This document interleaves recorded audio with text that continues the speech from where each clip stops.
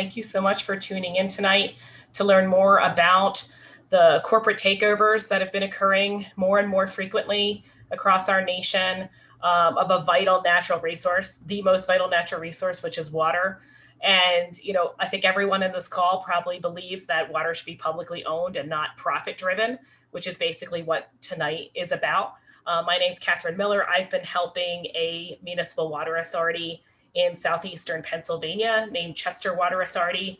They are a publicly owned nonprofit municipal authority that serves clean, affordable water to about 200,000 people in the suburbs outside of Philadelphia and southeastern Pennsylvania. And they've been subject to a hostile takeover by a for-profit water company, namely Aqua.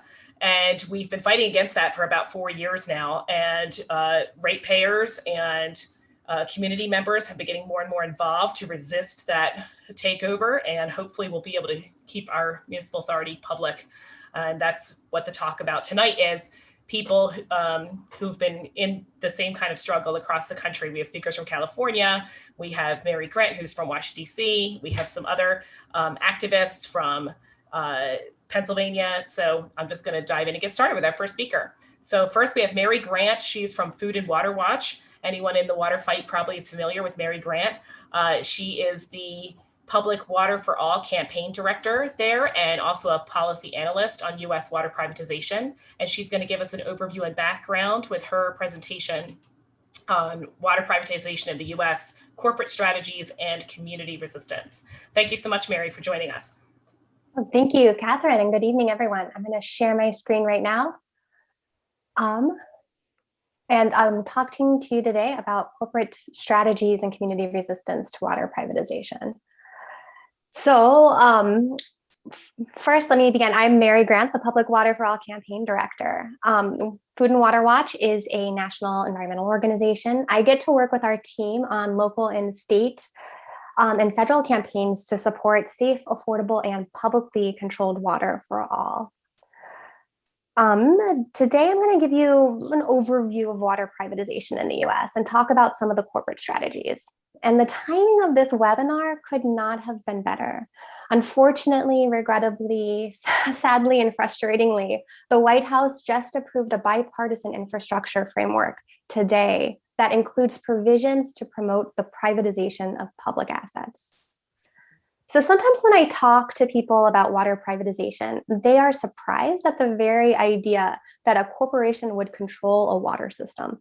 They've never heard about it. And that's not surprising, really, because the vast majority of people in the US get their water service from a publicly owned utility, usually their city or their town. According to EPA data, only about 11% of people get their water service from a privately owned utility.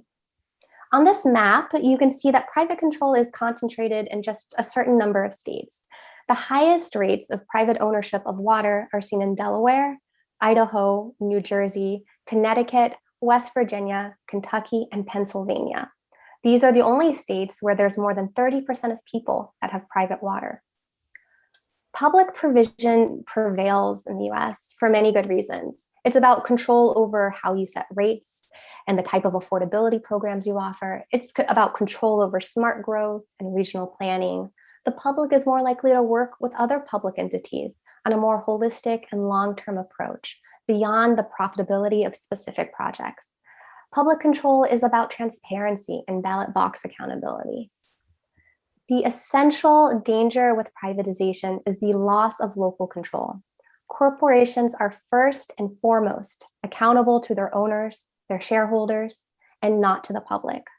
You don't have access to corporate boardrooms where decisions are happening. Private companies are not subject to state transparency laws. You can't FOIA them for information. For example, we really struggle to get basic information from private companies, including simple things like how many households do you shut off in a typical year? And when you lose local control, you lose control over rate setting. Corporations charge significantly more than local governments so that they can make a profit. We've looked at the water bills for the 500 largest water systems in the country. These systems serve about half the US population. And we found that private water costs 59% more than local government provision. And when a system is privatized, water jobs are usually downsized, to pad the bottom line.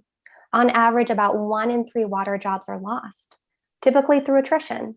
This sacrifices expertise and experience, and it can slow responses to customer service requests or even emergencies. So I want to back up a minute. So what is privatization? What is water privatization? We use that term to describe all the different corporate schemes that transfer control and operations of water, wastewater, or stormwater systems from the public sector and public workers to private interests. This can take many forms. The most severe form is an asset sale of the infrastructure, where a private company outright buys and owns the system. Public-private partnerships fall in the middle between full public control and full private control. Public-private partnerships, we call them P3s for short. They are another form of privatization that usually means the government retains ownership, but privatizes operations or outsources various functions to the private sector. The privatization advocates really like the term public-private partnership because the language of partnerships is friendly, it's more palatable to the public than privatization. That's another reason why it is important that we emphasize that P3s are privatization. There are various types of P3s. Again, I think of things on a scale of how much control you transfer away from the public to the private. So the full transfer of control is the concession arrangement. And then on this smaller scale, you have outsourcing of various services. I also want to note that the bipartisan deal just struck with the Biden team promotes public-private partnerships in particular, as well as something called asset recycling. Asset recycling refers to when you sell off one public asset to fund a whole new project. For example, we heard from retirees in Cumberland County, New Jersey recently about an asset recycling scheme. A private equity firm from Louisiana came to their county, pitched them on selling the sewer system to that private equity vehicle in order to build out broadband. In the end, this would mean even higher rates on households that are already struggling to pay their bills. So who are the big players in the privatization field? There have been so many mergers recently in this space. The biggest one this year is that Veolia, the world's biggest water corporation, just entered into a deal to buy its top competitor, Suez, the world's second largest water corporation. These are Paris-based companies. This pending new Veolia-Suez hybrid company will be the biggest water corporation in the US. Veolia typically does P3 deals, while Suez does some P3 deals and some outright ownership. They own water systems in states like New York, Delaware, and New Jersey. After that, the two biggest water companies are US ones, American Water and Aqua America. Aqua recently bought a gas company in Pittsburgh and renamed itself Essential Utilities. These two companies are almost exclusively focused on outright ownership of systems. We're also seeing a lot more interest recently from the opaque private equity world. Wall Street wants to own water.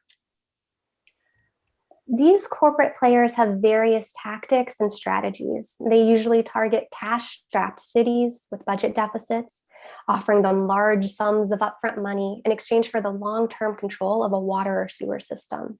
And of course, they will recover all of that upfront money with profit by hiking bills. We're seeing companies, particularly American Water and Aqua, become especially aggressive in this area because of the pandemic-related fiscal stress. These two companies also focus on what they like to call tuck-in acquisitions, which means buying water and sewer systems in or around their existing network so they can tuck them into the existing network. They also target sewer systems where they already own the water system. Privatizers also benefit from racist laws like emergency management to try to get deals. This happened in Michigan with Pontiac and Flint, where the big French multinationals got deals when the cities were under emergency management. It was attempted in Atlantic City, New Jersey, where the state manager tried to privatize the water system against the will of the city. And it's happening right now, like Catherine said and knows, in Chester, Pennsylvania, where Aqua has been in talks with state-imposed financial managers to take over the water system for years. American Water and Aqua America also target state legislatures to pass laws that make privatization easier and more profitable for them, all at the ratepayer expense. So what are these laws? Well, there's there's quite a few of them, and it's a bunch of misnomers, really bad names that might make you think that they're good bills. The first one that they really like is called fair value legislation. They've passed this in many states. Fair value legislation, at the end of the day, what it does, it inflates the value of the system, allowing companies to entice cities to sell their water systems to them, leading to higher profits for the company, but all on the backs of ratepayers who see larger and larger bills. And there's a new one called the Water Quality Accountability Act. It first passed in New Jersey, then Indiana. There's a bill in Pennsylvania right now, and it was killed in Maryland last year.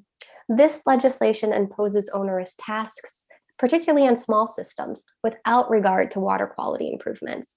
It's about strong arming small systems into privatization. There's also bills like the Rich Act, New Jersey's own complex scheme to help facilitate takeovers of public systems to pay down pension deficits. There's also consolidated rates for wastewater and drinking water systems. Pennsylvania was the first to do this, and it supercharged wastewater acquisitions, including pretty big systems like in Scranton. And then lastly, and most importantly, in many ways, they like to remove the referendum requirement. They want to cut the public out of decision-making. This has happened in states like Indiana, Missouri, New Jersey, where public input has been stripped away. And the companies have been really successful at passing these laws. And as a result, we're seeing privatization activity across the country increase significantly, particularly in states that have these friendly laws, New Jersey and Pennsylvania in particular. Here's a quote from the CEO of Aqua, or Essential. What you're seeing is the volume of municipal transactions has really started to gallop. He said that just last month in May. So while this may sound discouraging, most of the time communities can and they do win. They defeat privatization. Community organizing has defeated more than 100 deals since 2005. I want to emphasize that the easiest way is by stopping it before it goes out to bid. Stop privatization early. So you're going to hear next from some amazing organizers about some of these public strategies and victories. And I'll be happy to answer any questions you have at the end of the panel. So thank you so much.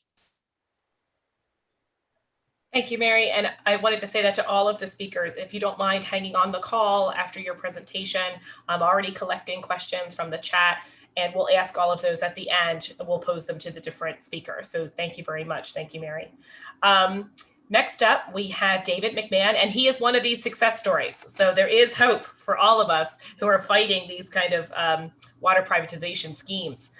David McMahon is the co-founder of Norristown Opposes Privatization Efforts. I believe newly renamed Neighbors Opposes Privatization Efforts, because he's expanding his effort outside of Norristown, Pennsylvania. And he's going to speak to some of his grassroots success that he had in chasing Aqua away. Thank you, David, for being here. Oh, thank you for inviting me. Yeah, this is such a big topic. And so my name is David McMahon. I live in Norristown, Pennsylvania. That's one of the suburbs just outside Philadelphia. It's just about a year ago. It's about a year ago now that we first became aware of how quickly our council in Norristown was going to pitch, present, and then finalize a sale to Aqua Pennsylvania here in Norristown. And we were able to get up to speed very quickly with Food and Water Watch, Action Center on Race and the Economy, the Community Environmental Legal Defense Fund, and organizations like that, where after a few of us at a public hearing got together to compare notes and ideas about this, these organizations helped us like very quickly with the research and background because we were caught really very unawares by this. This is such a large topic. I mean, I already sort of knew overall of like the national and international drive to commodify water, and then to see it take place on the ground in my town here with one of these sales. Was enough to just, I realized that, you know, I had to do something about this. And we reached out and founded NOPE. The few of us Fernando Feliciano, who was one of our treasurer on the sewer authority here, and then other members of the community. And then we built out this group to try to stop it. Now, in Norristown, we have been fortunate that we're a town that has a home rule charter, and this allowed us to use the citizen provision within that charter to potentially repeal ordinances that our council put in place to further this sale. I don't want to go too much into the weeds on this. Maybe I could take questions on it later. But what it allowed us to do was actually go right to the community and go right to the people who live here and talk about what this sale would mean for them. But that said, it still took us 3 petition drives. We had to collect signatures from only registered voters in the town to repeal this. But as we successively tried 3 different petition drives, we built out a very strong coalition in this town. And ultimately, we got almost double the signatures required to stop the purchase of our sewer system by Alco, Pennsylvania. What I would early on, it became clear that once you had a conversation with someone in the community here to explain what the impact was going to be for them, in addition to rate increases and loss of local control, and just how this was going to impact their friends and neighbors, senior citizens who, anyone on a fixed income in this town, and the businesses that were also going to be negatively impacted by this, and just the overall loss of local control. These were the issues that we were very quickly able to connect with people on. One basic framing behind this is like, this is an asset that we own. This is something that's been created for the common benefit of everyone in the community here. And it's as if you would sell off your house just in order to rent it back. These were the kind of conversations we would have. And over the course of our campaign, we once the Aqua Pennsylvania saw the writing on the wall, they actually withdrew their offer. And then, but as this was a defensive measure, ultimately, our next concerns were, what else can we do? What else can this organization do? How can we help other towns in our area? Once we hear of potential sales, what can we do to help residents in these communities get stood up very quickly in opposition to these purchases? To that end, we were able to recently help a neighboring town, Conshohocken, Pennsylvania, stop their sale there. And we're trying to do more in our county here, Montgomery County, and the region overall. So the question becomes, how do we build, sorry, a little traffic going by. We have to connect up all the government levels here. So we can see this as the commodification of water as the overall problem. And then, but what it looks like on the ground here is these types of sales. So in addition to building out and standing up other residents in our area to fight this sale, the next step will then also be to move from this defensive position to help pass state level legislation, which would give ratepayers a seat at the table. Pennsylvania is one of those states that uses the fair market valuation model.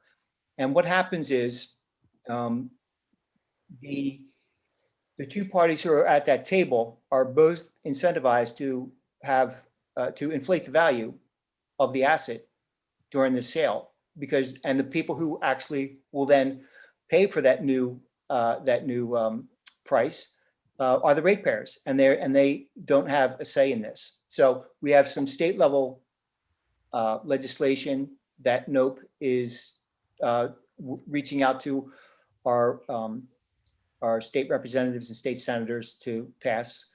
And then, as Mary just alluded to, there's also a bill which we are mobilizing opposition to, which creates these additional onerous and contradictory regulations.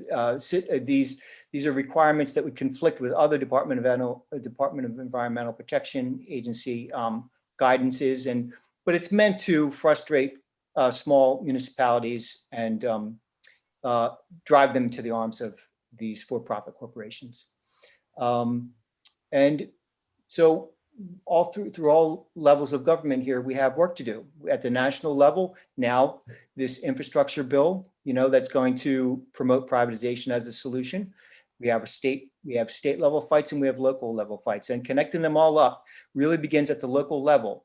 Because the people that we put together in our coalition here in Norristown are the same people now who are now they're reaching out to our, not only just our own state representative, but the other ones in our area, our state senators in our area, and having conversations throughout the county here. We're also helping folks in North Carolina with one of the first sales under that fair valuation model to take place in North Carolina. But really building the awareness of what is coming for people and what the impacts of this privatization will be is kind of the mission that we're on now. But it really, we need to mobilize as many people as we can, and it really happens at the community level. I hope I didn't go over time there. That's it for now. Hey, you're great, David. Thank you so much. Now we're going to jump to the other side of the country. We've got several speakers from California who are long in this fight, water rights fights out there. First is Dallas Fowler. She's the co-founder of California for Clean Water Reliability, and she's going to speak to some legislative victories in California last year, and also about the political aspect of water. Thank you, Dallas, for being here. Okay, greetings. Thank you so much for having me. This is all extremely informative, and it's just really great to connect with everybody across the country in this fight to stop the privatization of our water. I have been in and around water for quite some time, for many years. One of my longtime mentors is Gloria Gray. She's the chairwoman of the Metropolitan Water District of Southern California, which is one of the largest water agencies in the country. And I have had a great amount of experience in touring a lot of from our Hoover Dam, Colorado Aqueduct to our Delta, a number of our water facilities here and reservoirs here in California. But last year, I got a call from one of our other speakers here, Leticia Vasquez, who's on the Central Basin Water District Board, and really letting me know about this bill, which was just really frightening to hear about. It was Senate Bill 625 here in California. So last year, this was around this time last year, we were just embroiled in this battle this time last year, where this bill was cloaked. I mean, we were in the middle of civil unrest. You have to think about, let me just put the staging of where we were. Clearly in the middle of a pandemic. Most people are focused on fighting the pandemic. We were in the middle of civil unrest due to a number of civil rights violations and issues happening across the country. And then this was happening, this bill that was cloaked as it was a gut and amend, where they gut and amended the bill, but it was originally being fast-tracked as a bill that was related to COVID. So they were doing no hearings, no public comment around the bill. And the bill really essentially sought to send the Central Basin Water District, which covers 2 million people, into receivership. And it was based on old information, an old 2014 audit or 2015 audit. This board had changed over 3 or 4 times due to elections. Everything that was wrong in the original audit back in 2015 had been rectified. It was really a smash and grab. It was a hostile takeover. And So once we got word of that, I worked with Leticia and Martha Camacho Rodriguez, who's also joining us tonight, and they will tell you more. But I'm just setting the stage for you as to how my involvement in this fight took another level, going from just being involved, engaged, knowing what's going on, being an activist within the Democratic Party of California, and recognizing that we cannot let this happen. If this happens to Central Basin, the West Basin will be next, the rest of California will be next. And so I did the outreach. I worked with them for about 3 months, day in and day out, morning and night. We were on the phone, just doing the community outreach, first educating the community, making sure that they understood the impact of this bill and how it was going to essentially privatize our water and what that meant, the impact on that for people. That could be from a lien on your home to not being able to just simply afford water here. We cannot allow our water systems, our utility systems to be for profit here. That would be devastating. We, among the other housing crisis and homeless crisis that we are already currently battling, it would also have led to mass gentrification. So there were just a number of issues that were problematic about the bill because there were just a number of false or just flat out lies in the bill. And we were able to push not only within the party here, but we were able to push the electeds from key influencers within their district, getting on the ground in their communities and having people from their community saying, hey, what about this bill? Where there were a number of moments that certain groups or parts of regions from Ventura County, other people out of the county were like, well, why should we care about this? Because you'll be next. That was the message that we were able to really convey. But of course, and then ultimately the bill was stalled and shelved in a committee once it reached the Senate, but it passed overwhelmingly in the Assembly, which was, to our dismay, said a lot about what was happening. But we were able to see firsthand just how far private water will go to enact this hostile takeover, essentially, is what it was. The employees within the Central Basin, well, Leticia will give you a little more on that, but the employees, they were locked out of their building. There was efforts even within their water district, employees within the water district, to move from outside. So let's talk about the players involved. The company, Suburban Water Systems is right outside of the Central Basin Water District. They are privatized in the Irvine and Fullerton area in parts of Orange County.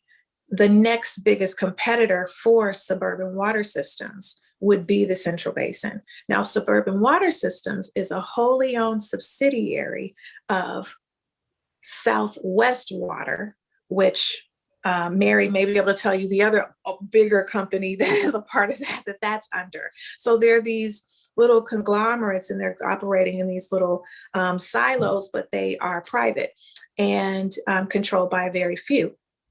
And so what we knew would ultimately, the bill, while it didn't say directly, we're going to shift this water district over to a private company, it was a step in the steps. So there was an initial bill before that took their 5-member board to an 8-member board. Whoever heard of an even number board? It's usually an odd number. And they added 3 appointments onto their board, privatizers, many of who had to eventually come off of that board. There were also, then this bill came. And so we knew this was their ultimate goal because they had done this before to the Sativa Water District, which is neighboring in Compton. Compton had a number of issues of contaminated water.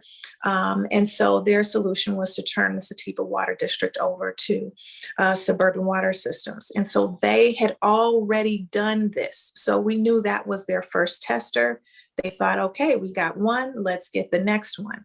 And so we said not today, and a number of activists throughout the state.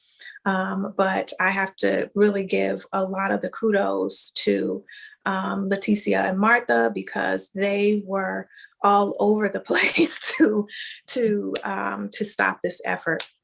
And so I think, I don't want to talk too much or take up too much time, but just to summarize, we were successful in stopping, but right away when they came back into the next session, there's another bill right now, AB 1195. So because last year we were able to really shame them and talk about them, we had to talk about some legislators, people who I've known for, loved, and worked with for many years. We had to talk about them and say, no, we're not doing this today. And so in that process, when they came back from recess this past term, they have another bill right now in California legislature, AB 1195, which instead of just going after Central Basin, now they really are just going after the whole almost Southern California region with Central Basin, West Basin, and the WRD, which it's to essentially conglomerate them or consolidate them and have a 5-panel board appointed by the governor, one from the county board of supervisors, and each house of the legislature.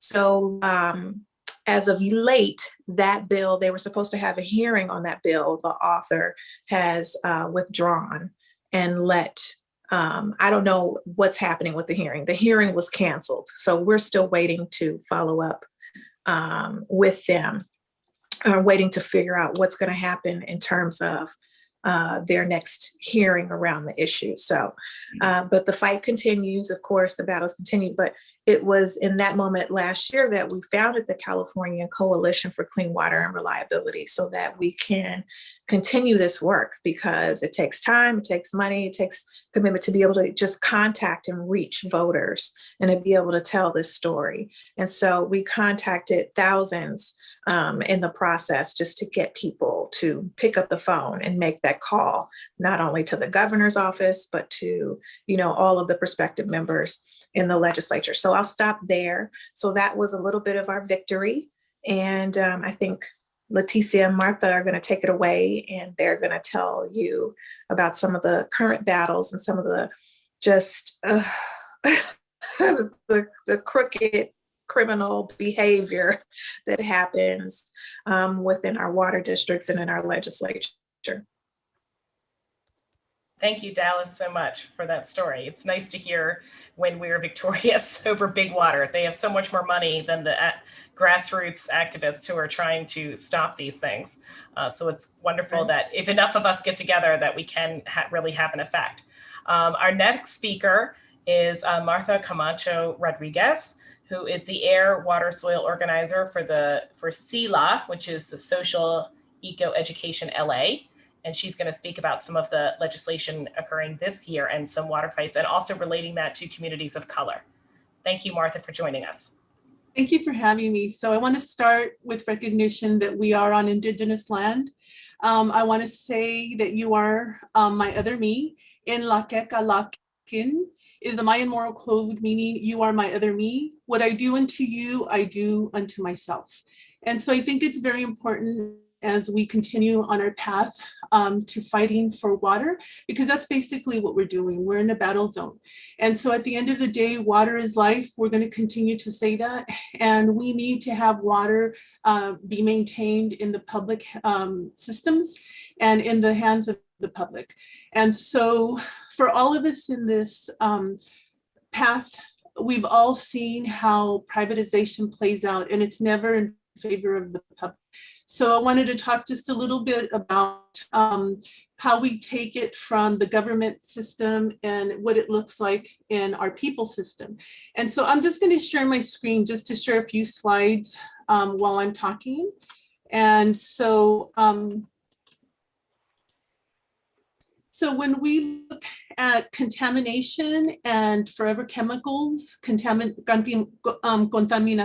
y químicas para siempre, what's in your water? I like to reference to EWG.org, their tap water report, and it's a good report to view because when you take a look at this water report, it's a visual of what many people really need to see. So I live in Downey, California. I'm going to type in my zip code. And for everyone watching at some point, please do this for yourself. And it just gives you some visual information that I believe is crucial for all of us to really digest. And so if you see here, it tells you the utility name is Central Basin. It's in the City of Commerce. It talks about the Downey Water Department. So I'm going to click for my city. So in my city, you're going to see contaminants detected. There are 8 that exceed EWG health guidelines for a total of 22 contaminants.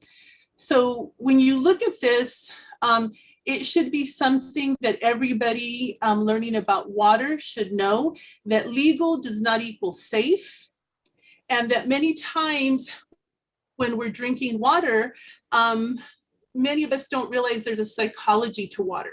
So when you see clear water and you're drinking your water, nobody realizes that there are any contaminants unless you smell something, see something, taste something, or it just doesn't look like what you normally drink.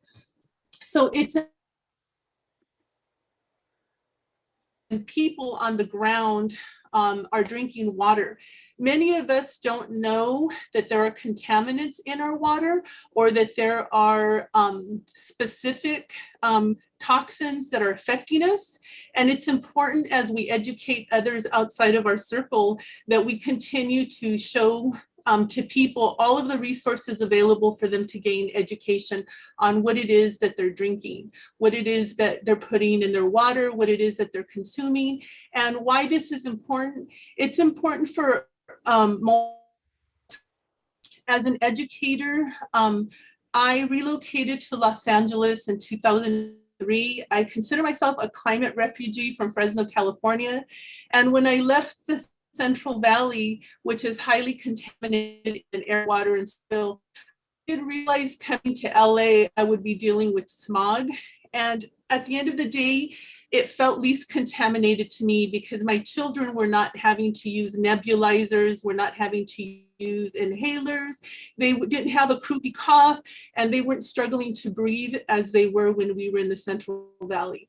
So moving to Los Angeles to me was definitely a positive in what I thought would be a little bit of an ease from contaminants in air, water, and soil.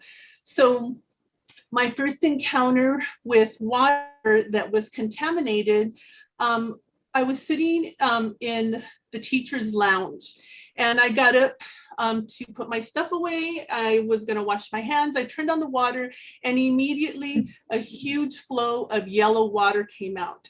My first thought was, oh, we have a backed up sewer line here. This is probably urine, disgusting, yuck. I made my report to the office. They came back. They had to shut out the system from water. We had to bring in some portable toilets. But during that time, to the teachers, to the community, because all these students were going to have to miss school if we would have closed the campus. But we dealt with it by just bringing portable toilets and water. But it's important to talk about those details because many of us assumed that yellow water was urine coming from a backed up sewer. What we didn't know then is that it was manganese, yellow manganese in the water. And so as I share this story, I want to remind everybody, when we communities of color, many times we reference communities of color. Specifically, I will speak on our Black and Brown community. When we talk about, oh, these communities are unhealthy, you know, they have a high absent rate for their children. As teachers, many teachers maybe who don't understand the contamination issue might reference, you know, my students are always making complaints about stomach ache. It's just a ploy for them to not, you know, stay in school, or they're just not wanting to be here. And we don't remember, or we don't know that in our community, many of our students and their families are exposed to multiple contaminants.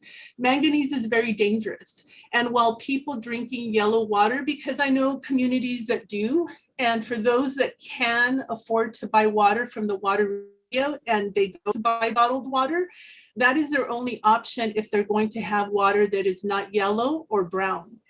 And so it's unfortunate that many of the políticos in our community would tell the community members, it's okay to drink yellow water. It's actually okay, it's safe. Yet none of them will actually drink it themselves to show that it's safe. They tell them that, you know what, it looks a little discolored, but it's safe. And individuals are buying and drinking toxic contaminated water. At the end of the day, we continue to multiple things that are causes grave harm. And so when we in our community that move forward with bills to address contamination in our water, but those bills are in protection of polluters, then we have to acknowledge that we are not in a good place, and that as a collective, we need to get together to continue the battle to make these wrongs right. Disheartening to see that we have a lot of politicians, and as Mary mentioned earlier, how our current administration is moving to the status quo of privatization, and that we're going to have to do even more fighting, because if our current administration is doing a seal of approval on something that is not of benefit to the public, then it even confirms what we know to this date, that we will need to continue to battle all of these injustices, because at the end of the day, what happens to one community sets the domino effect for the other communities. And so when we look at communities, so you'll have to, okay. You'll have to look at what does community look like. So I set up this little map, and I don't want to focus on the forever chemicals only in isolation. I want to discuss what this area looks like.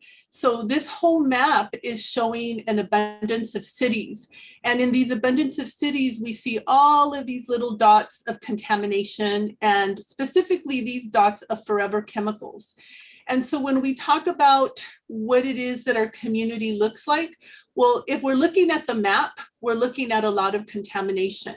And I always tell people when we talk about my city's not more contaminated than your city, but when we're talking about levels of contamination and how bad it is, then we do have to make a reference point.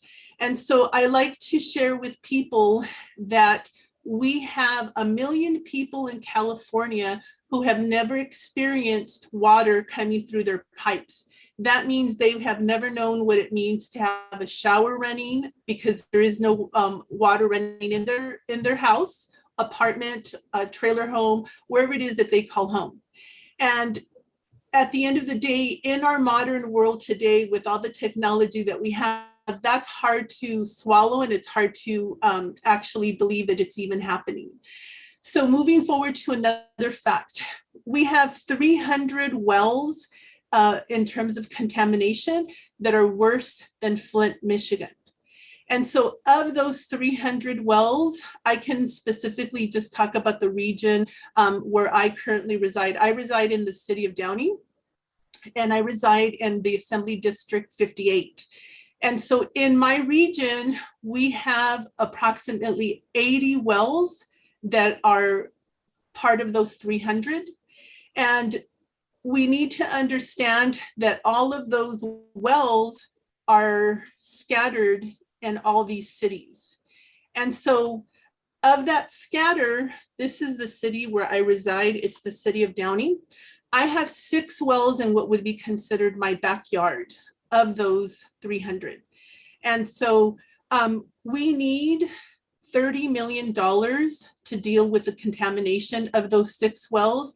So if you can imagine the talk of the 80 in the region of that group being a total of 300. There are more, but specifically we want to talk about the worst. That's a huge chunk of money. And so no one ever wants to write legislation on dealing with the or where are these dollars going to come, even when we have measures where this is public money, tax money taken from our to address water. So one of the things that we need to look at when we're talking about these focus areas are the who does this impact? So these are real images of people that joined our fight when we started with SB 625, which in our opinion was the bill that started the path to privatization. And why do I want to say that it was the path to privatization? The bill had no wording, hey, we're privatizing water. It had no wording that said that. But what it did process of water systems to be handed over to private water companies. They used, and I'm talking they, our public officials, used our public dollar to clean a public system, which there's nothing wrong with that. And in specific, we're talking about Sativa, which is located in Compton, and the manganese issue that I was making a reference point to was that small water system. They called it 400 connections. 1,400 connections. Well, people in paper, politicians in paper drafting form, they don't reference to people, they reference them as connections. And so these 1,400 connections were handed over to a private water company. So when you see what happened, the use of public dollars to clean up this contaminated system, and then the decision by our public officials to hand over to a private water company is the definition of privatization. That is privatization. And when people say, oh, well, you know, you're primarily Latino and Black, and, you know, what do these people know? This is a good thing. Well, no, let me take you back. Most people, and I speak just specifically of Latinos or Mexican people, Mexican people understand what privatization is. They have not really ever known that gas is public, that any of their natural resources are public. They're not. They have a long history with privatization. So when they come here, they understand what it means to privatize a public resource. And so it's important for us to look at this. These people, this is us. These children, these women, these men, this is our community. And our community is gravely impacted in multiple ways.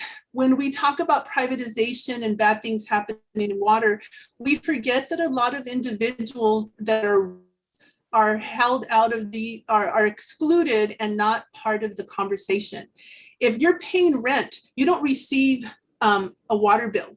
And if you're not receiving a water bill, then you're not getting access to information as the ratepayer. That water bill goes to the landlord or the person managing the property. So we have a huge segment of our communities everywhere across the nation who don't have access to this information, and they will not know the quality of water because the quality of water report will come to the person who has the bill. And so why is it important to talk about this? As we navigate these murky waters of how we want to continue this battle and not allow the privatization to happen, then we need to look at the tiers of individuals that are gravely impacted and how it is that we're going to manage to convince them and show them that they need to be engaged.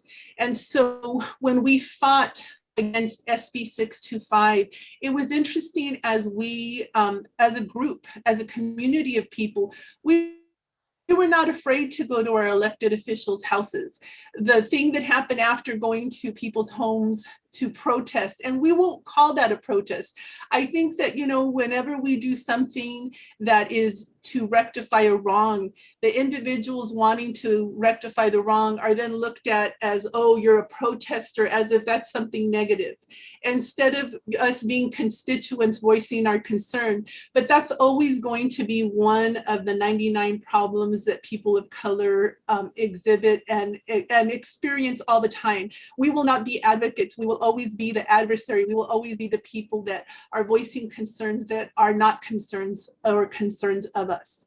And so these images are powerful. They show us in action. They show the community who stepped up and said, hey, we're not going to permit this bill to go forward, and anything else coming in front of us, we will stop it. And so it was very powerful to team up with our community. So going on again to the map, taking away the image of the people, these are the types of information that go out. And when we're doing a call out to the community, it's important to take data and have it aligned in a way that the community can understand it. So these bubbles all represent grades, percentages, and amounts of contamination.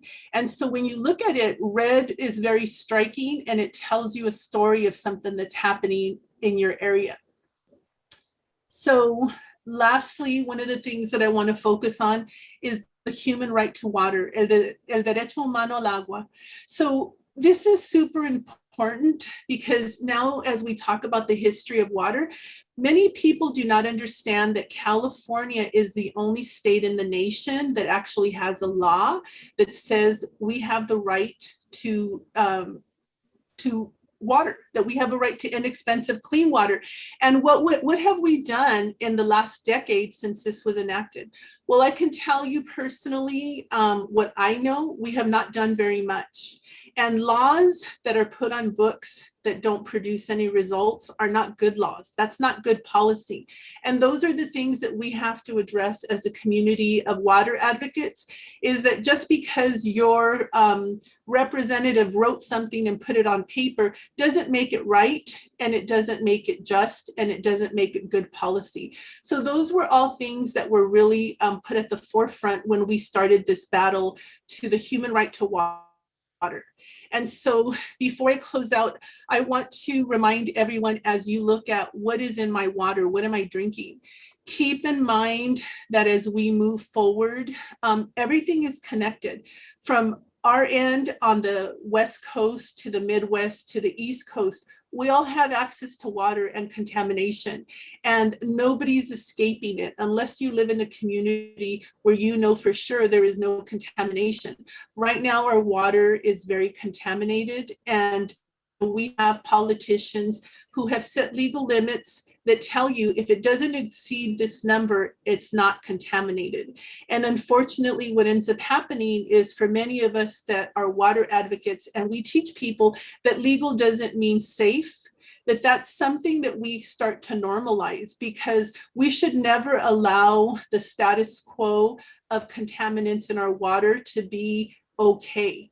We have contamination, we have poisons in our water, and all of us have suffered some kind of consequence as a result of ingesting this contamination, you know, these toxins that have altered us in many different ways.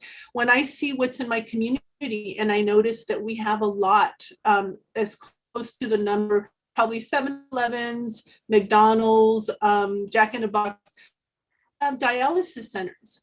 So what does that say about my community, that, you know, we have a lot of dialysis? And at the end of the day, when we see how a lot of these things impact our health in multiple ways, it's a disruptor to our endocrine system. You know, it causes rashes, it causes, you know, stomach aches, it causes headaches, it causes all kinds of symptoms that every day somebody experiences. And it's going to be different from different people. Some people will never experience any of the consequences. But these are the things that we need to discuss in our education of our community, and moving forward, what we need to do to make drastic changes to alter and to sustain the human right to water, but also to kill the path to privatization. While we allow our government and our local governments where we live to okay this, we're going to continue with issues that will be out of our control. And at the end of the day, as we are fighting right now to regain control, we see how bad it is. And so with that, I'll leave you guys, and I'll pass it over to my colleague, Leticia Vasquez Wilson. Thank you. Thank you so much, Martha. Appreciate all of your insight.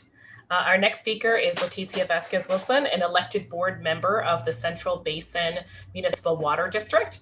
And she's going to speak to California privatization laws and the recent effort to silence her in speaking out against violations of the California Safe Drinking Water Act. Thank you, Leticia. And she was also the co-organizer of this We can't hear you, presentation. Thank you.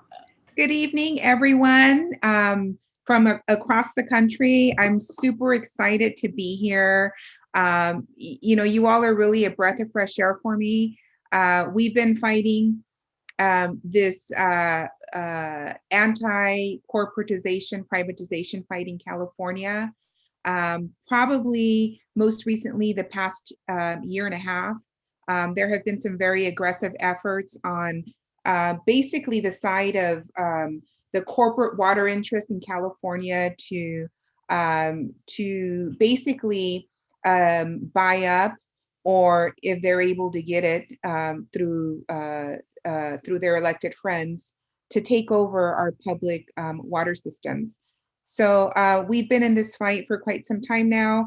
I actually was born in the city of Compton, and I was raised in the community.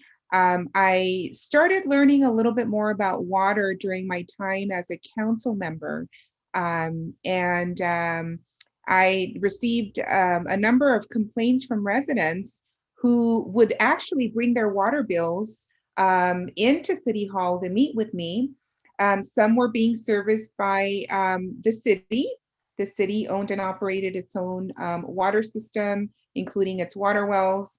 And a small portion of the city is still, actually, it's been a while that I've been on that council, but is serviced by a private water company that's basically investor owned.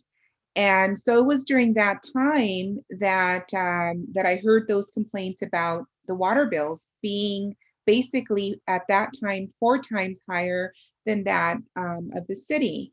So I started doing a lot of research. I started organizing residents that were concerned about the issues, and we basically learned that the private water companies, as has already been mentioned by Mary, have very little, public accountability. There's no place for you to really complain about the increasing water rates. And I came across the information that these private water companies in California are actually overseen by the Public Utilities Commission in California. And lo and behold, the members of the Public Utilities Commission are appointed officials, oftentimes by either the governor or members of the legislature. And if you look at their backgrounds, many of them actually come from the private sector, utilities. So they're very friendly to the corporate water interests.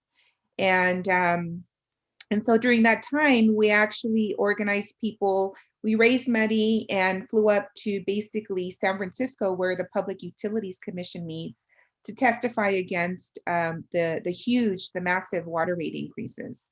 And so that was my entryway into water politics and water policy. Several years later, I was actually asked to run for water board that I currently serve on. It encompasses 24 cities in LA County, and also unincorporated parts of LA County. We at the time when I ran for the water board, we had 5 elected members that each represented a portion of the district, and they're referred to as districts. And each of us has a constituency of about 450,000 voters. So I ran for the water board. I was elected in 2012.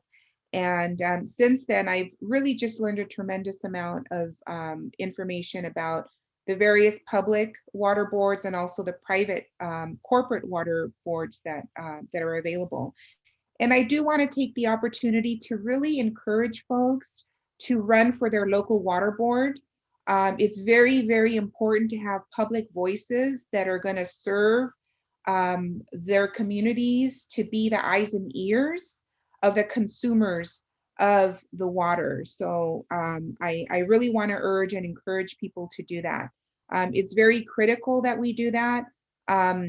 We had at Central Bay, oops, I want to be very careful about using the name of the board that I serve on because I'm currently involved in litigation with them. We have a board that majority that that is basically there to serve the interest of the corporate water interest in our region. And unfortunately, they recently filed a lawsuit against me personally to silence me around the issue of water quality and water contamination, which I've been talking a lot about, and also the privatization efforts that we have talked about here with Dallas, including SB 625 and other bills that they have been working on in our region to privatize. So I have been the subject of attack. Martha Camacho Rodriguez has also serves on that board with me. She has also been under attack by these private water interests, very wealthy, very well funded. They have donated over $1 million to one particular member of the legislature who has introduced legislation on their behalf to privatize many of the systems in our region.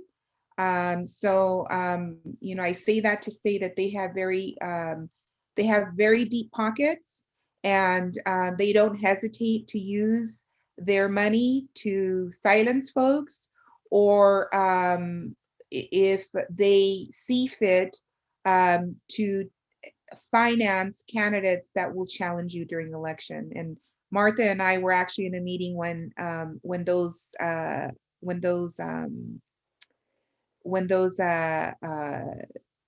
efforts were made to basically instill fear in us.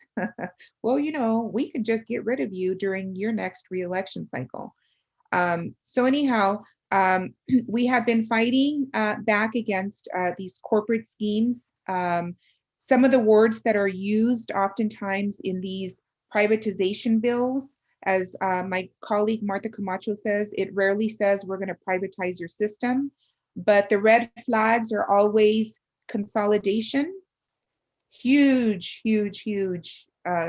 privatization term. Uh, Public-private partnerships, which has already been mentioned. In our particular case at Central Basin, there was a bill that was passed, AB 1795, which in essence added 3 members to our board of directors, which are actually appointed to our board by the private water interest. So we now have 3 board members that are appointed to our board. They have no accountability to the public.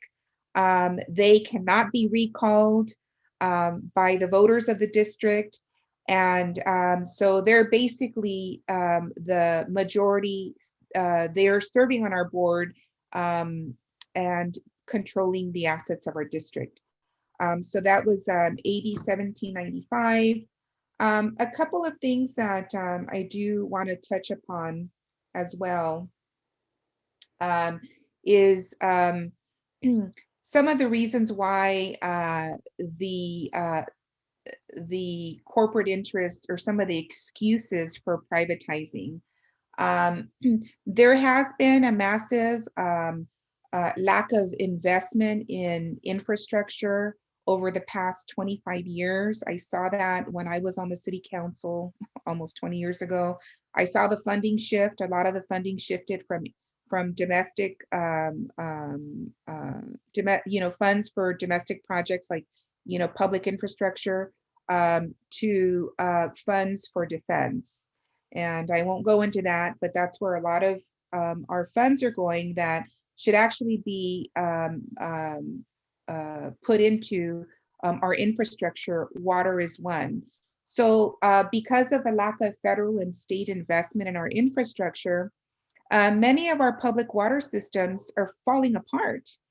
And, those that are run by elected officials that are accountable to the public, they hesitate to raise the water rates. In fact, when I was on the city council, we voted to raise the water rates for the first time in almost 10 years. Very unpopular. During my reelection, it was actually used against me because I was responsible for helping to bring that item before our council for the very reason that I mentioned. Our infrastructure was falling apart. The only time our pipes were being replaced was when we had when the pipes burst. And so, again, it was used against me. I didn't get reelected, but then I was able to get on this water board that really gave me another opportunity to continue fighting around the issue and fighting against the issue of privatization. So in California, when was it? It was in 2019 that in California, we passed AB 756. And AB 756 basically changed the water, the amount of PFAS and PFOA that was allowed in our drinking water. So our public water systems are supposed to notify the public when their water has an excessive level of PFAS or PFOA, do something called water blending, or shut down the water well. Well, that's my 10 minutes. In essence, many of the systems have not been following the laws. So we've been talking about the PFAS, hence the private water interests have been very angry about our pushback around that issue. And I'm actually going to be in court on Tuesday to respond to another restraining order that will be filed tomorrow against me to silence me around the discussion about not only the PFAS, but the privatization of the water. So we will continue, to do our part to bring these things to light. Some of the things that I would really encourage folks to do, in addition to really monitoring who serves on their water boards and running for office, but also expanding your activism to include water as a human right. I think it's really important. Water is life. It's not an accessory like a car or a suit or a computer. Water is an essential thing that we need to survive as humans. And for us to allow for the privatization of water, in my opinion, puts us in a very dangerous situation and really opens up our environment to the corporations to consider other things, such as putting a meter on our air. That's one of the things that I've heard some of the privatizers talk about. Oh, well, all we need to do is put a meter and start charging for air. Well, that's not acceptable. So we're in this fight to ensure that we have clean, affordable, and accessible water here in our communities. Thank you. Thank you, Leticia, so much for your expertise. We have quite a few questions. We're going to try to get through as many as we can. So there was one from the beginning when you were speaking, Mary, right when you first started. Someone asked about, I believe it's the infrastructure bill, because the question from Yolanda was, they just approved privatization of what? The Senate. So could you speak just a little bit more about that, about what just happened today? Sure. So for a while now, the president has proposed the American Jobs Plan. So a big infrastructure package to, open up our economy, put people back to work, and rebuild our aging systems.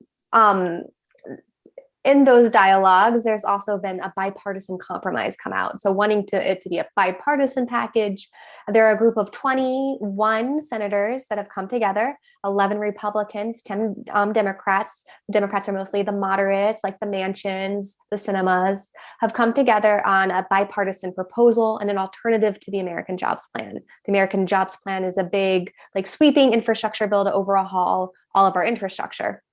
And the compromise bill is much, much smaller. It's about, what is it? It's $500 billion, $55 billion for water. And then within it, they talk about how they're going to pay for it. So the original plan was to make corporations pay their fair share. It was to roll back the Trump administration's tax cuts on corporate profits. The Trump administration dramatically cut taxes for corporate profits from 35% to 21%. The president's original plan was to just roll it back a little bit, increase it to 28% to fully fund our infrastructure. But this bipartisan plan has a bunch of different other pay-fors. They're thinking about financing it through things like public-private partnerships and asset recycling. Privatization is a super expensive way to finance projects. It will not create new funding. Funding will all come from people who pay the water bills, right? So when you have a financing mechanism that's so expensive, you're not making services more affordable. You're just digging the hole deeper, making it less and less affordable for people. So it's going to lead to higher rates using this form of privatization, asset recycling, public-private partnerships to finance the proposal. And today is the day that the White House reviewed the plan and agreed to it in principles. So the framework, there's no bill yet. It's just a framework, a set of principles about what the bipartisan compromise will be. And that was agreed to by the Biden administration today. Thank you very much, Mary, for clarifying that. We had a couple of questions about bottling water and companies that buy water to bottle it, sometimes from public municipal authorities. So I'm not quite sure who, maybe Leticia, you might be able to answer this, I'm not sure, about how successful has Nestle been in buying water cheap and selling for big profit, such states as Michigan and others, possibly California. Is that anyone's expertise here in the panel? I'm happy to take it, but I've been talking a lot. No, but Mary, maybe you know best. Nestle has been super successful at seizing water rights on the California, or just taking water from riparian rights states like Michigan. They take it, they sell it, they put it in wasteful plastic bottles, they ship it around the country, and they make a large amount of money on it. More, like you were saying, most water and bottled water is just municipal water that's filtered. It's purified water. 2/3 of bottled water today is just filtered tap water. So I know some communities need to rely on bottled water because their water is contaminated because they don't have access to running water. I know communities in California right now in the drought, their water systems are being cut off. But for most people, if your water is safe and accessible and affordable, bottled water is just a scam. And Nestle has been super successful at bottling water, shipping it around, and making a lot of money. Nestle's also recently been taken over by a private equity firm, rebranded itself, Triton Brands, so Blue Triton Brands. So a lot of private equity in Wall Street's interest too, making more and more money. I don't know if anyone wants to add on anything to that, but they have been successful.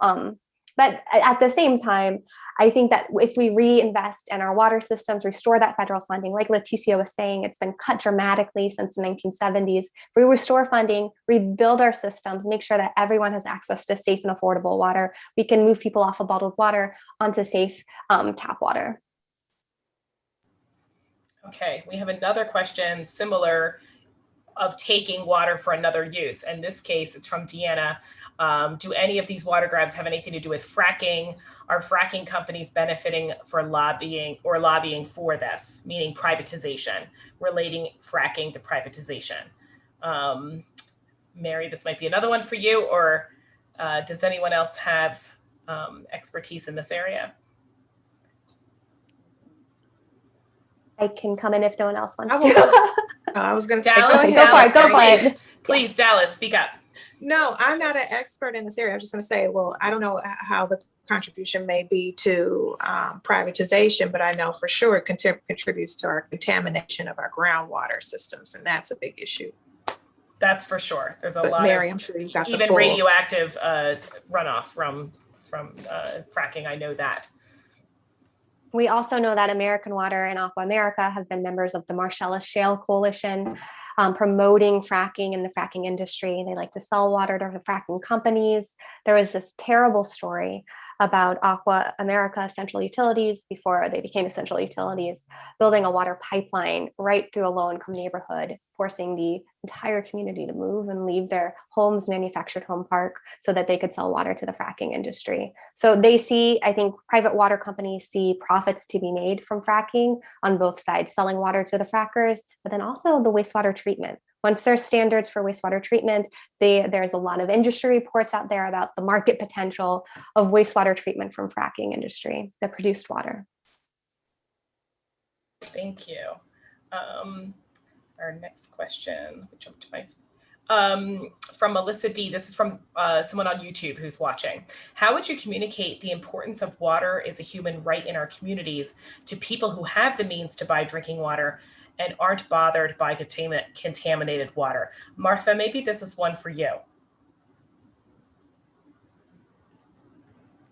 If she can hear me.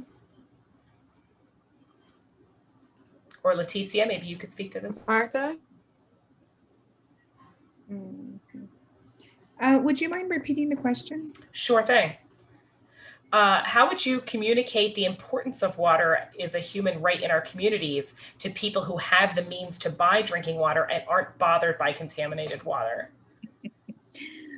I think we have to view water as more than something that we're going to consume from home. We have to see water as a necessity for agriculture to grow our food. And so I think building messages around, using water, in from a broader perspective, including, meeting basic needs, such as growing our food. I think that that is certainly one strategy. That's a good point. Your water is not just comes out of your tap. It's used in your community in lots of different ways, preparing meals at restaurants.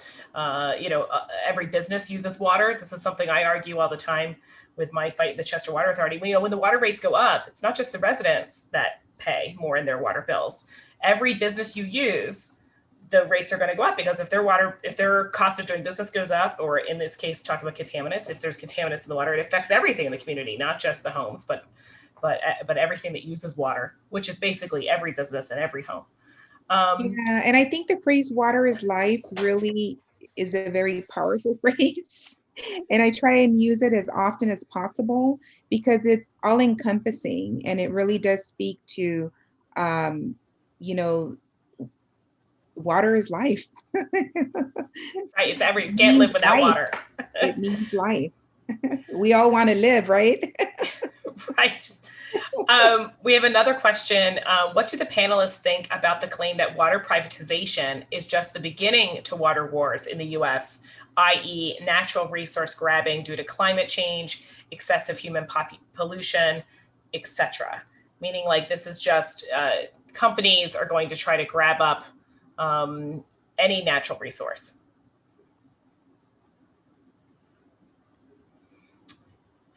Anyone feel urged to speak up about that? I don't, but since everyone is silent, I will just fill in the gap here and say, it's not just the beginning. This battle has been going on. We've been having water wars here in California for sure for the last 100 years. There was a film back in the, maybe 70s with Jack Nicholson, or 80s, Chinatown. When did Chinatown come out? So if you go back and watch that film, you even see how the fight for our access to water and whether or not water should be in the public trust has been a dialogue for many years throughout our state and probably throughout this country. So this isn't just the tip. Welcome to the battle. It's a constant one. As you know, we jumped a hurdle last year with many residents coming out. And I know Martha got to talk about it, but people, I didn't speak on it, but people went to these legislators' homes. They were outside of their houses saying, hey, we are not you. This is very serious. You will not privatize our water. So this is, and then after we killed that bill last year, right away, next year, following year, 2021, here we are with another set of bills. So it's a constant battle that we will likely be wrestling with as long as there are private individuals and uber wealthy individuals who stand to gain from the profit of our water. I agree with you that big water plays the long game. You know, when they don't get their way with this board or this, you know, township supervisors or borough council or city council, they'll just wait a couple of years when there's new people that get elected and maybe they'll have something to do with that election. And then they'll come back again and try the same, they'll reuse the same proposal, or they'll try to enter that bill again and hope people aren't paying attention. They've lost their focus. They think the public thinks they've won and moved on, and then they'll just try again. David, you look like you had something you wanted to add about this. I was thinking more of the earlier one about if people have bottled water, how they could feel like they could sit this out, because our fight was over maintaining control of the sewer system. You know, it was hard to figure out at first how to make the argument that why people should be engaged with the issue. And it really just came down to, the fact that it's just excessive rates, that basically the way our sale was pitched to us was not so much around, I guess really primarily it was like our municipal government was going to have all this money to pay for things that they didn't have to raise taxes for, right? So again, they were incentivized to really settle for an inflated value. The Aqua Pennsylvania is motivated for the inflated value because they get shareholder buy-in. Our rates in Pennsylvania have a built-in guaranteed rate of return for the shareholders, and then there's executive pay, the lobbyists who then buy their next round of favorable legislation. And basically what we were telling people was like, right now we have a well-run, well-managed system that is created for everyone. It's just the common community interest is served by this. We have a volunteer board of residents from the community who make up the board of the sewer authority. Our sewer authority recently made a $12 million upgrade that didn't require a rate increase because it would the efficiencies from that paid for the work itself. So why would you sell off something that is locally supervised, is being well run, and then in order to basically get a loan from a water company, the $82 million was going to be paid back by our rate increases? And why would we sell off something we own to rent it back? Because every penny that doesn't go into the ground, right, in terms of new infrastructure, is money being drained from the community. And we are a hard-pressed community already. We have a lot of seniors here. We have a lot of long-term residents. We have a lot of people on fixed incomes. All those people are going to be hit very hard in this very regressive way by this backdoor taxation that is, that was hopefully just going to get swept under the rug. Because again, it was happening. This was happening for us as well in the early stages of the pandemic. Following all the uproar after the murder of George Floyd, all these things were going on, and this almost just happened and would be a final deal. People got the issue very quickly. And again, one of my earliest framings was like, why would you sell your home to rent it back? And all the loss of control that entails, all the future additional expense that entails. And people got it very quickly. Especially selling it when you as the ratepayer wouldn't get the money, right? The town got the money, right? You're going to sell something and you're not even going to get the financial benefit from it at all. Right. We had another question. Someone had a question about Aquafina being different than Aqua. That is answered in the chat, that Aqua America is a publicly traded company and Aquafina is bottled by PepsiCo. So that is different. There is details in the chat about that. Also a question from Linda. Instead of always being on the defensive against their bills, meaning the big waters bills that get introduced, are there any plans to introduce bills that protect and preserve our water as a public right? That's a really good question. Maybe some of the California folks can answer that if you know of any legislation like that. Probably it's the opposite because of lobbying. Yeah, it's the opposite. But I'll just say, I know there is a bill to deal with some of the contamination. He haven't looked at it as of the last week or two, so I can't tell you where it's at, and I can't remember the number, but there is a bill in the assembly to fund the remediation of a number of our contaminated wells throughout the state. I recently ran in a special election for the state legislature. I wasn't successful, so I had planned to be one of those champions. But Mary, hate to put this on you or anyone else on the panel, but I do want to know if, because you're more at the federal level and we're just trying to start help supporting organizations like Food and Water Watch at the federal level in the effort that you're doing, are there any champions that you can possibly point us to in Congress that do see this as an issue and are awake, aware, and talking about it? There aren't too many that I know of, so please share if you have any.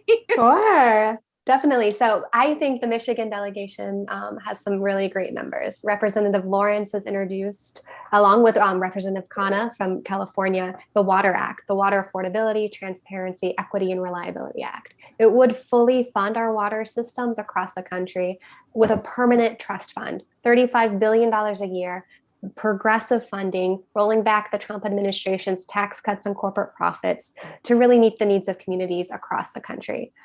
So this has more than 80 members of Congress co-sponsoring it right now. It's a big piece of federal legislation that we want to see in the infrastructure package, a permanent solution for our water crisis. Representative Tlaib from Michigan, also from Detroit, has co-sponsored the Emergency Water as a Human Right Act, which would stop shutoffs. She's introduced it, would stop water shutoffs, create a low-income water affordability program.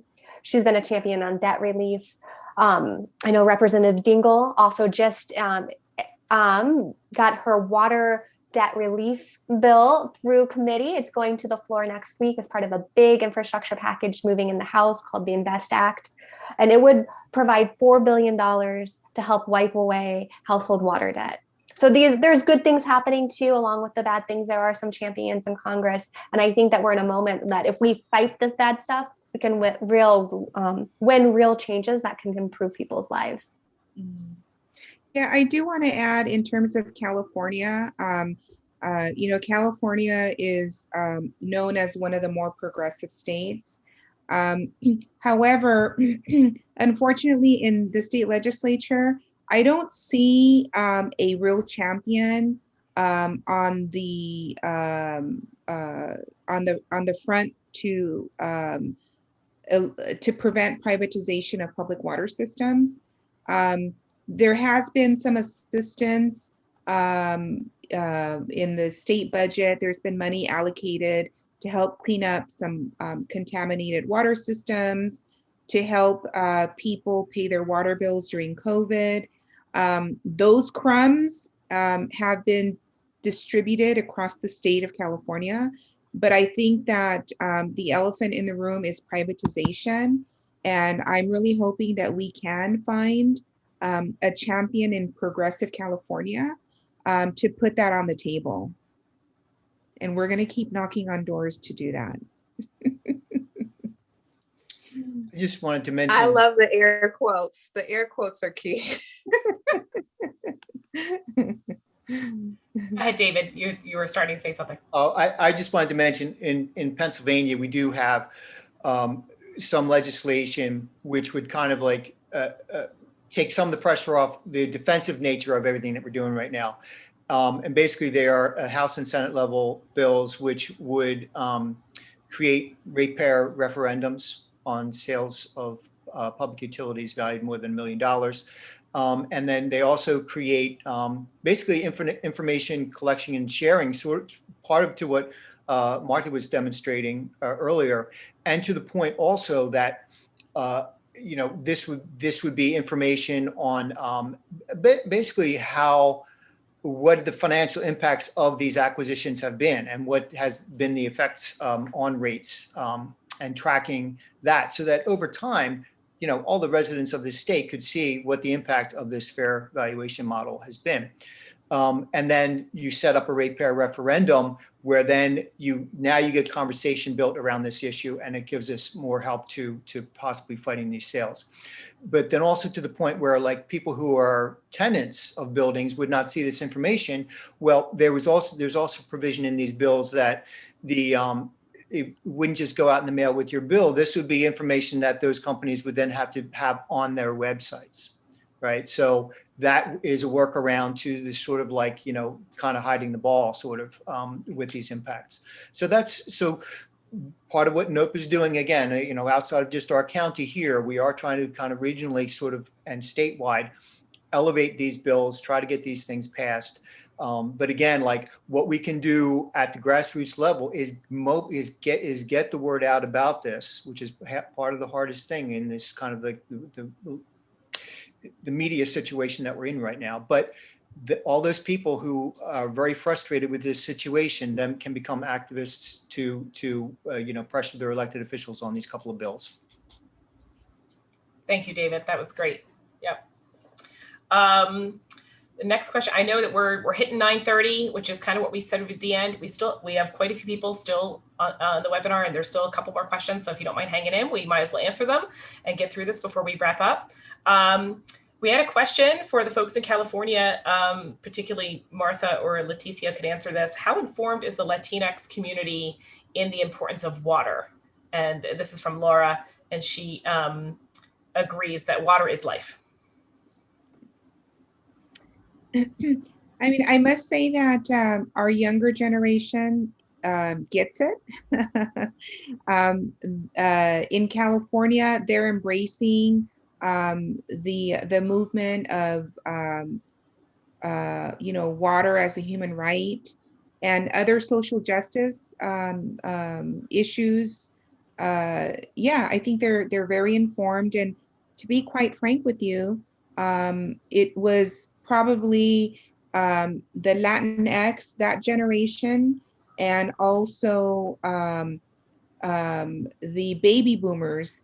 Those were the two generations that were instrumental in helping us beat SB 625. So I found that to be quite interesting. Thank you. Mary, I believe you mentioned this very beginning of your presentation. What percentage of water systems in the USA are privatized? Did you say that was 10% or 11%? 11% of Okay. people on water systems get it from a private company.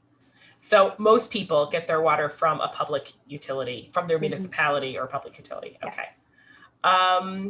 Next question. I'm not sure who should get this one. Will the private corporations just stop fighting the polluters? Will they just deposit checks? Being 90% controlled by the public has not been a good answer because the people don't have any lobbyists. Haven't we been losing this fight all along? It's just now that they're willing to kill us all. I don't know quite how to answer this one. Or who should take this on? Dallas, you're laughing. Maybe you'd like to try that one. Dallas, take a stab at that one.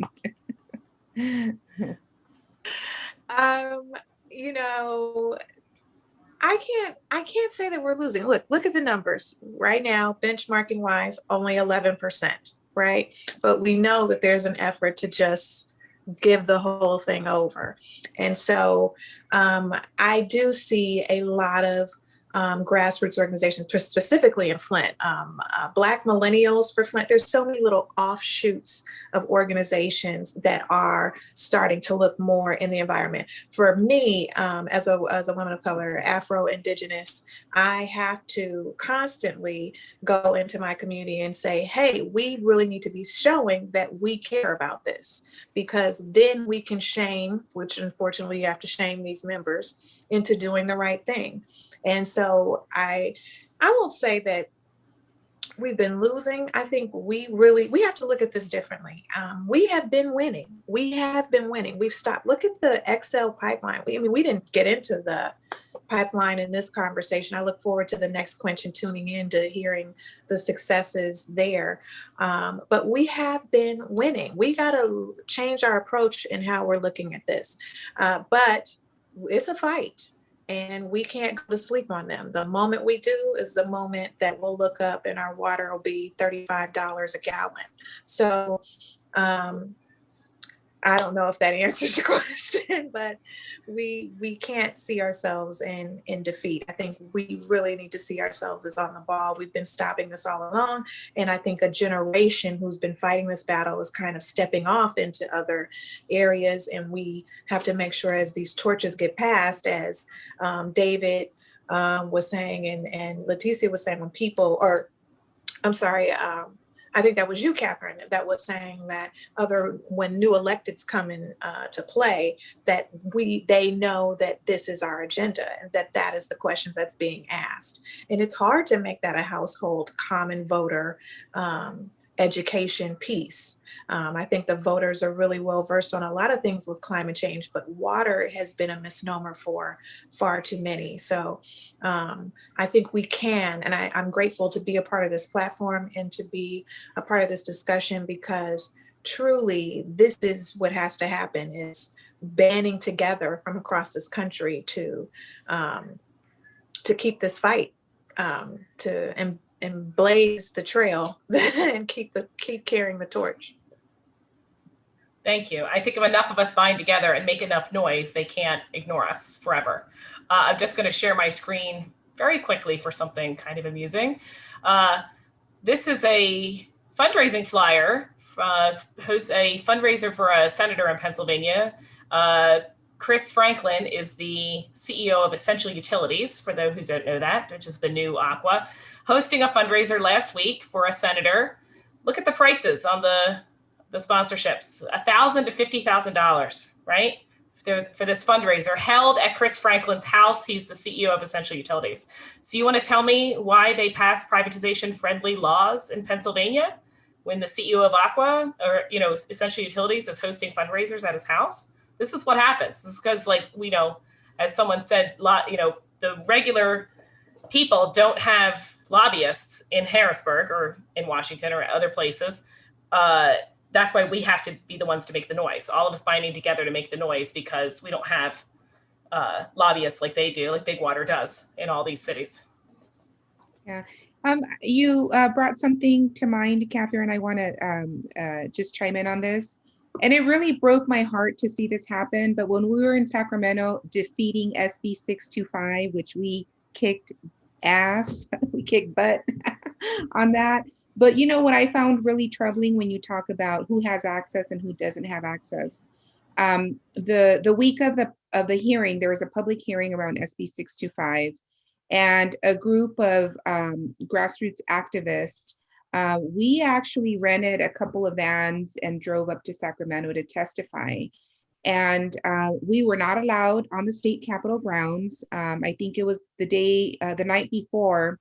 There had been demonstrations and things were kind of coming to a head with respect to, some of the George Floyd issues, and we were not allowed to come into the Capitol, but we had bullhorns and we were standing out in front of the Capitol, and there was this courtyard where a lot of the members of the legislature were hanging out right before they took the vote on SB 625.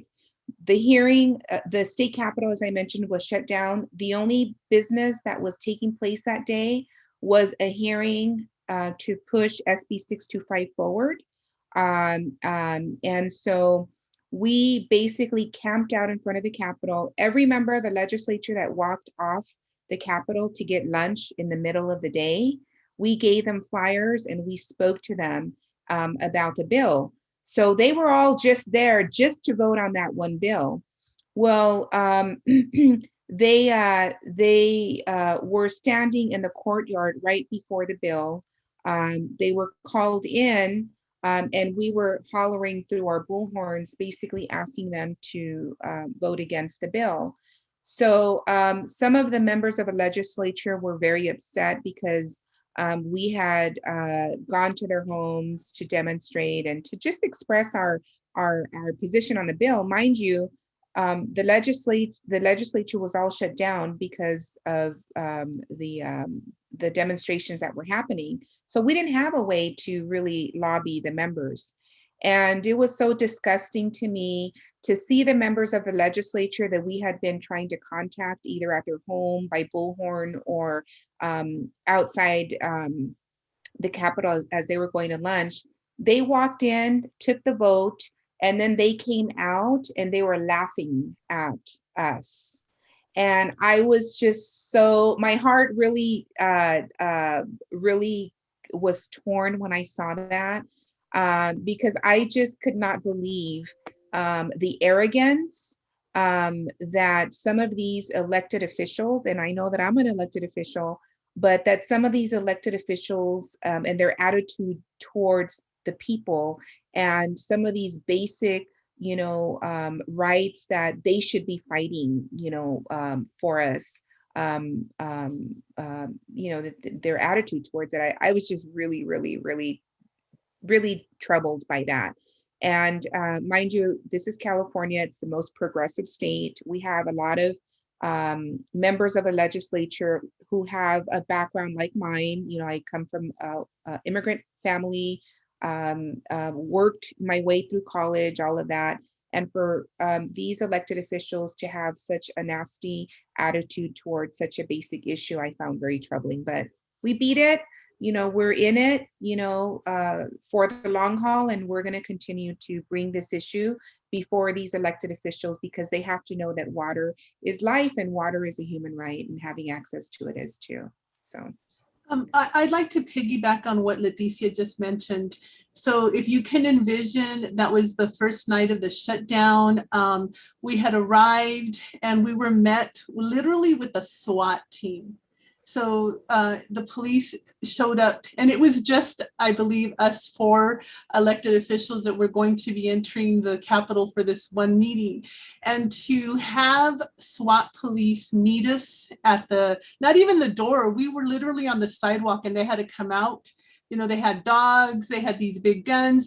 And I want people here today, if you're not familiar with hood politics, and when I say hood politics, I want to also mention plantation politics. And so when we have our own Black and brown elected officials, these politicos that are voted that are voted by Black and brown people, and that they themselves will sustain and maintain this racist, these racist policies, embedded systemic racist system. It's very telling how not much has changed. In my 54 years, when I think about, okay, so what's different? Can I celebrate that I am an elected official? Well, I can tell people I'm an elected official, but has that changed much for me when I met with riot police trying to fight for water? No, it doesn't change much, except that I know the battle is still in our presence today, as it was when Black people were fighting to ride buses, when Black people were fighting to be recognized, when Indigenous people continue to be persecuted, when brown folks are blamed for everything that's wrong with our country, when we know well in communities of color like California, where we're all working to sustain this rich bread basket of the world. So if it were not for people of color, we would not have the food that we have on our tables. If it were not for people fighting for the basic rights, which are air, water, and soil, we would not be here today with this group talking about it. So we continue to fight. Unfortunately, now it includes everyone, including our white brothers and sisters, because water, like air, has no boundaries, and everyone's going to have to drink this tainted water, and we're all going to have to fight. But the description that my colleague Leticia described to you, she and I have had conversations, and I think that when we see the young folks that are so disengaged with what's going on in politics, I'm not surprised when we, look at our millennials. I hate all these terms, you guys. I would probably just say I come from the happy hippie generation, when I'm talking about the community of color that I came in. And, we're talking about Fresno that couldn't be more political with grapes, that couldn't be more political with the packing houses, and what sustains us, as the breadbasket. There's always been a battle, and that's going to continue. And we need to look at the agenda of how this takes forms of violence against us. And so that's super important when we're navigating towards change, is that the violence is still there. And at the end of the day, we need to acknowledge what's happening. Thank you. I just want to also add, just so people have context about that bill.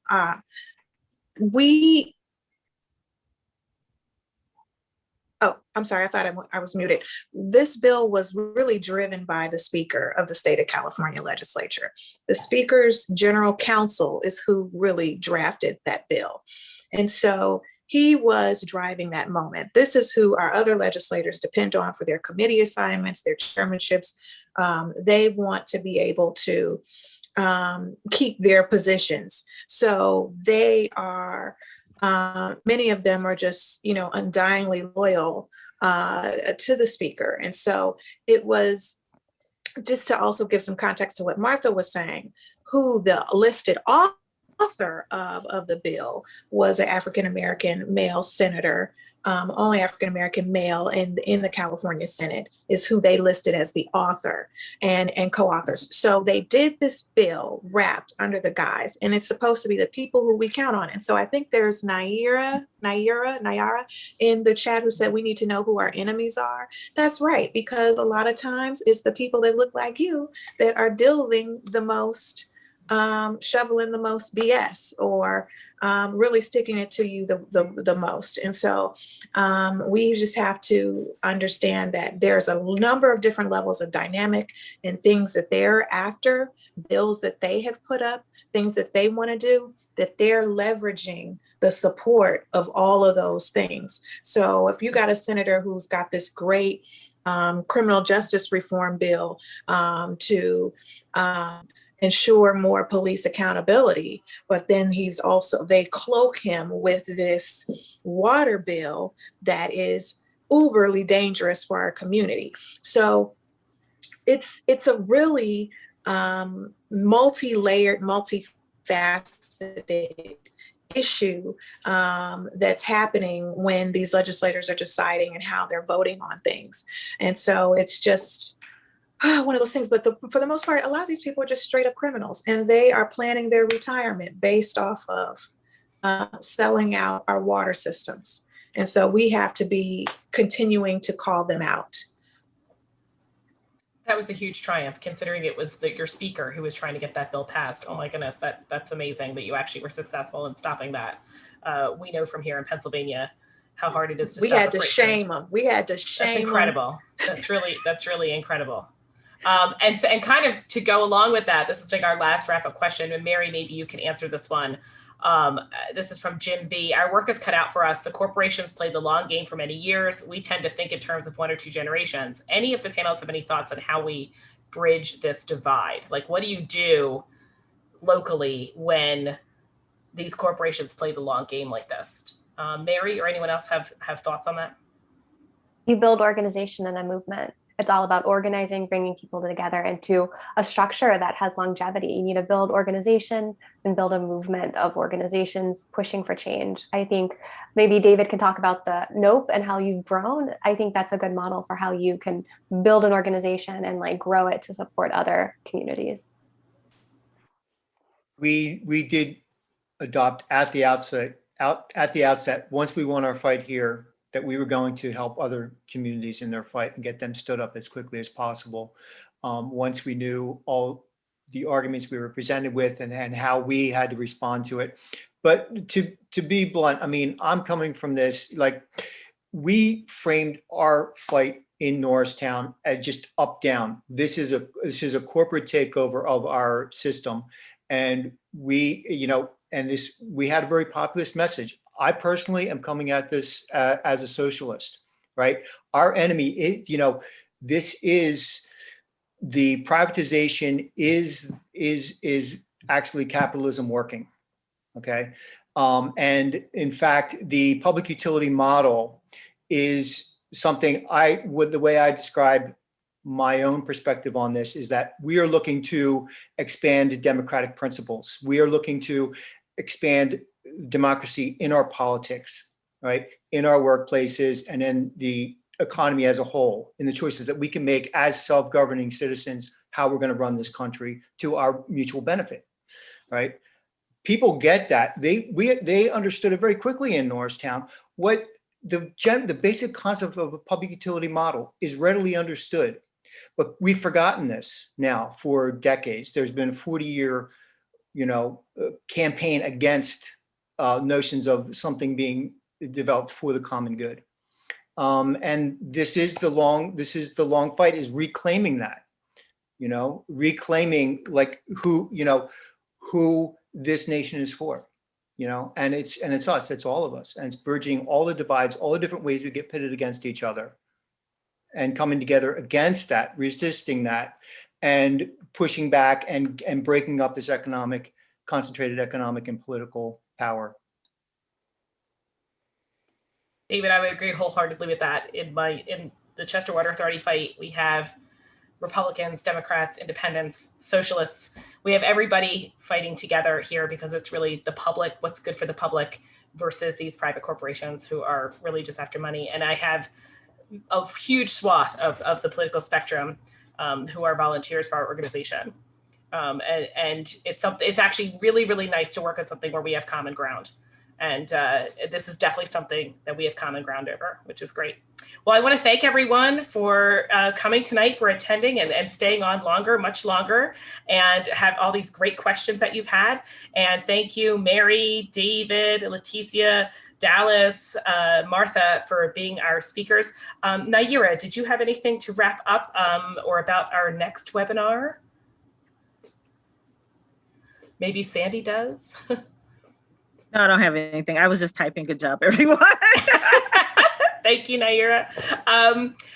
We do have these webinars once a month, usually on the last Thursday of the month. We are still working on our topic for July. If it gets postponed, we will let you know. But we've got some other exciting topics coming up. We might do something with the Keystone pipeline. We might do, there was talk about line 3 and line 5. Which I believe are other pipelines. Sandy or Bob, you want to jump in here for anything you want to tell our listeners?